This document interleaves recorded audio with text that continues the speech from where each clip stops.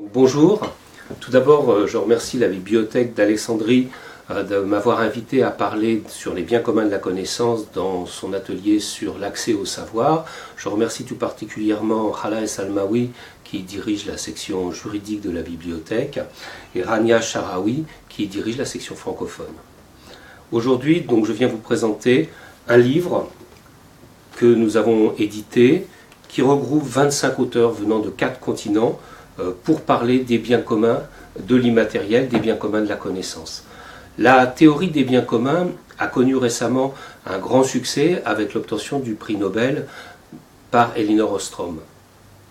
Qu'est-ce que globalement un bien commun?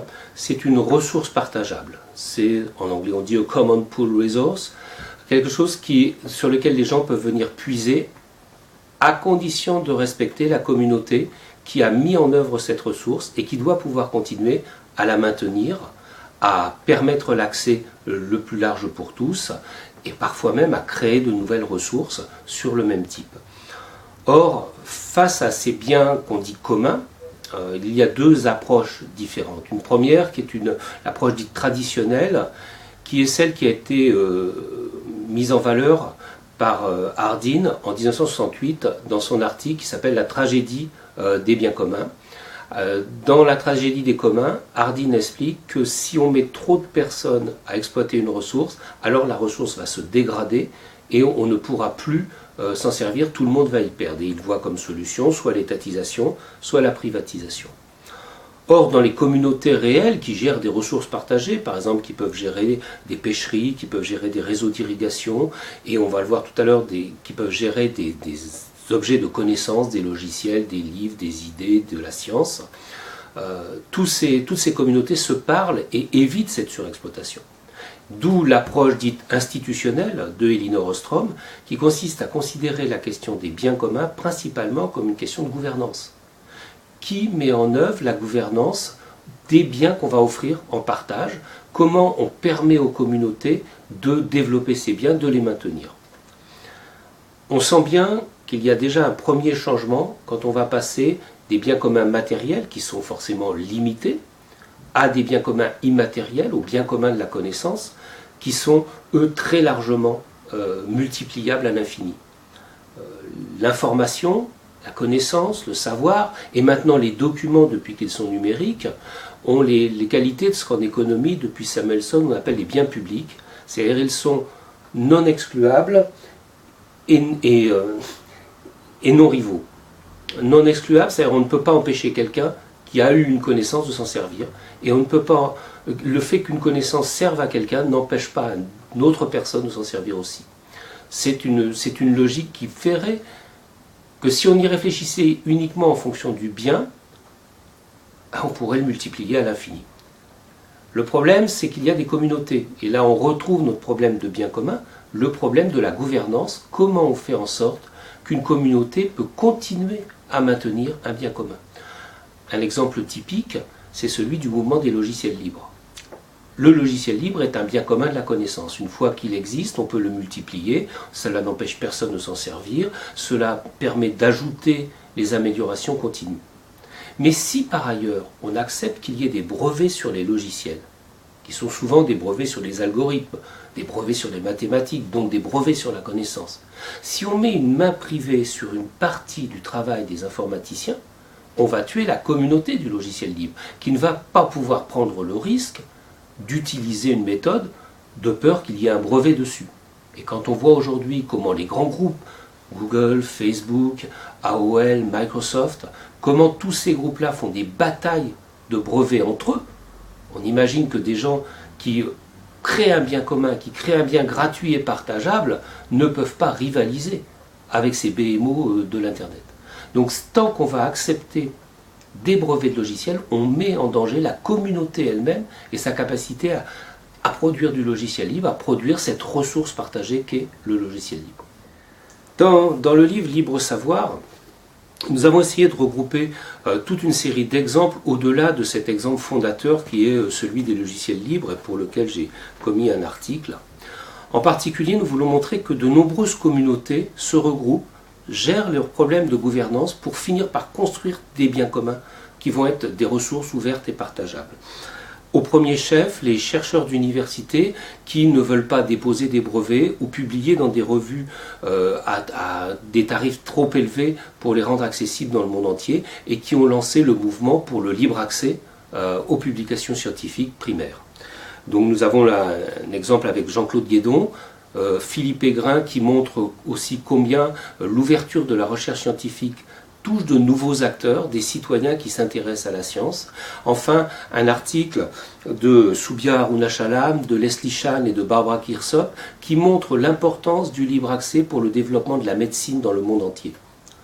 Donc on voit que cette question des communautés scientifiques est un exemple fondamental de la création de biens communs de la connaissance par des communautés de gens qui le font volontairement, qui n'attendent pas une décision venant d'en haut. Nous avons le même phénomène pour des créateurs qui décident de distribuer leurs œuvres sous des licences dites Creative Commons, c'est-à-dire qui permettent une réutilisation, une réédition, une circulation en fait de leurs travaux. Nous avons la chance pour cet article d'avoir Hala Es-Almaoui de la bibliothèque d'Alexandrie qui nous a montré l'importance de ces licences Creative Commons du point de vue du monde arabe et son lien avec l'histoire du partage de la connaissance à l'intérieur du monde arabe. Bon, nous avons aussi un autre exemple, ce sont les enseignants qui décident de créer des ressources électroniques libres, des ressources éducatives qui sont partagées, qui permettent la circulation des expériences pédagogiques. Nous avons là-dessus un article de James Boyle et Arash Bichel. Enfin, nous avons un article de Valérie Peugeot, qui est aussi la présidente de l'association VECAM qui a coordonné le livre, qui nous parle des données ouvertes, montrant comment les données ouvertes créent un espèce de commun qui permet la réexploitation, qui permet aussi de retravailler les données pour les présenter au monde entier. Et que ce travail, et c'est là qu'on arrive à quelque chose d'intéressant avec les communs, parce que quelque chose qui n'est pas simple, ce travail complémentaire sur des données ouvertes peut être fait aussi bien par des associations, qu'il peut être fait par des entreprises privées qui vont ensuite vendre un service basé sur la ressource commune qui est la donnée ouverte. Enfin, nous pensons que la connaissance est immatérielle, mais elle n'existe vraiment que quand elle est inscrite dans quelque chose de matériel qui va pouvoir être échangé, que ce soit une revue scientifique, que ce soit un article de blog, un texte mis sur Internet. On est dans le numérique, mais le numérique reste quelque chose de profondément matériel. Et nous pensons qu'il y a d'autres formes d'inscription d'une connaissance commune, en particulier la semence, qui est une manière pour les paysans d'inscrire leurs connaissances. Les plantes que nous cultivons actuellement ont principalement été sélectionnées par les paysans depuis des millénaires, depuis la révolution du néolithique. Aujourd'hui, nous avons des entreprises qui essayent de dire « mais moi je rajoute un gène à cette sélection multimillénaire et d'un seul coup je deviendrai propriétaire de cette plante dite OGM, génétiquement modifiée ». Face à cela, il y a des nouveaux mouvements de biens communs qui existent parmi les paysans. En particulier, nous avons un article de Guy Kessler qui a fondé en France le réseau Semences Paysannes pour favoriser l'échange de la semence. Nous avons aussi un article venant du Mexique, de Adelita San Vicente, qui nous montre l'importance du maïs et donc sa culture millénaire dans l'existence même du Mexique et de son peuple, et de ses peuples plutôt. Donc aujourd'hui, on voit bien que cette connaissance traditionnelle pèse aussi beaucoup dans le monde paysan et doit être protégée contre les enclosures, c'est-à-dire contre les mainmises de ces trusts multinationaux qui, parce qu'ils ont rajouté un gène ou une propriété, souvent discutable par ailleurs, veulent être propriétaires des millions d'années de travail des paysans. Les communs de la connaissance s'étendent de plus en plus. Ils touchent de tout nouveaux domaines. Par exemple, dans le livre, Michel Bowens nous explique combien la production elle-même va être affectée par la capacité du numérique à penser et à créer de nouveaux biens communs. C'est aussi Charlotte Hess, une des filles spirituelles de Elinor Ostrom, qui nous fait l'honneur de faire l'article introductif où elle parle de tous ces nouveaux communs qui sont en train de se mettre en place et sur lesquels on peut hériter de l'expérience de comprendre en fait la connaissance comme étant un bien commun. Mais aussi, il nous apporte de comprendre que ces communs, donc ces ressources partagées créées par des communautés, sont menacés par des règles qui viennent s'imposer en fait sur les besoins des communautés. C'est ce que nous montre Xuan Li du South Centre, qui nous montre en fait les limites qui sont portées par la propriété intellectuelle sur la construction de communs. C'est aussi la question qui est posée par Anupam Chanders et Madhavi Sunder, qui se demande si le domaine public lui-même, en étant trop largement ouvert, c'est-à-dire en n'étant pas soumis à des règles émanant des communautés qui ont créé les biens, si on considère tous les biens des communautés comme étant du domaine public, dans lequel chacun va puiser, ils s'aperçoivent que dans l'histoire, ce sont toujours alors les plus riches qui viennent puiser dans le domaine public, qui accaparent le domaine public et qui en fait l'assèchent ou assèchent les pratiques des communautés. Et là, nous touchons quelque chose de très important. Leur article s'appelle « Une vision romantique du domaine public ». C'est-à-dire cette idée que si on partage tout, est-ce qu'on ne va pas en fait favoriser à nouveau ceux qui sont déjà favorisés? Et donc, reposer la question des formes de gouvernance et des formes de propriété, y compris sur l'ensemble des travaux intellectuels. Il y a par exemple une loi très intéressante dans l'État indien du Kerala sur les médecines traditionnelles, qui disent ça n'est pas un domaine public, mais c'est bien un bien commun qui va être géré par des communautés. Ça n'est pas sans poser non plus d'autres problèmes juridiques. Qui est une communauté, qui en fait partie, qui va bénéficier éventuellement de revenus financiers ou qui va donner des autorisations. Tout ça, ça nous montre bien, et c'est la dernière partie de notre livre, que ce modèle des biens communs doit aussi être interprété comme une forme d'interrogation à l'organisation politique et économique du monde. C'est-à-dire comment, avec ces nouvelles réflexions, ces nouveaux outils intellectuels que nous offre l'approche par les biens communs, on va transformer les modes de gouvernance mondiale, notamment l'approche des mouvements sociaux. C'est ce que Frédéric Sultan nous présente avec l'appel mondial qui s'appelle pour la récupération des biens communs. C'est aussi ce qui nous est présenté autour des relations entre les biens communs écologiques et la démocratie par Hervé Brédif et Didier Christin.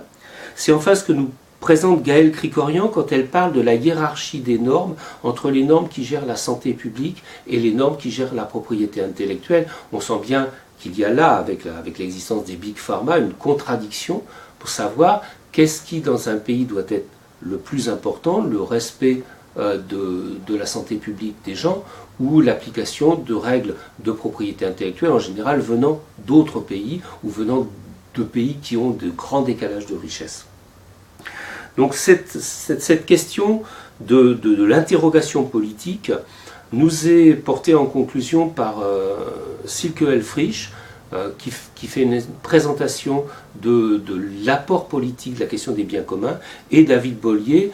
Silke Helfrich et David Bollier sont aujourd'hui à la tête du Common Strategy Group. C'est un espèce de groupe mondial qui veut réfléchir à l'impact politique de cette question des biens communs. Enfin, Valérie Peugeot, dans son introduction, donne une définition, non pas des biens communs eux-mêmes, mais de la stratégie, de ce qui se met en œuvre. Elle dit « Nous sommes aujourd'hui dans une utopie pragmatique ». Et cet oxymore, cette manière de mettre deux mots contradictoires côte à côte, nous montre bien que la question des communs, la question de la liberté de circulation des connaissances, la question du partage, ouvre de nouvelles perspectives. Ouvre de nouvelles perspectives qui sont contradictoires, qui ne sont pas jouées, qui vont devenir quelque chose qui va peser dans la politique mondiale. Je crois que la réunion aujourd'hui à Alexandrie le prouve, mais je crois aussi que la question des biens communs, à Rio +20 au mois de juin, pour la grande négociation mondiale, est devenue une question centrale.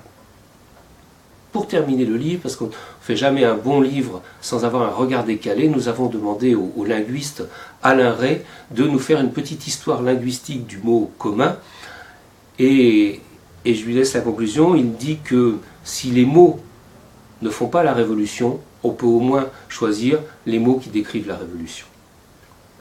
Merci beaucoup de m'avoir écouté.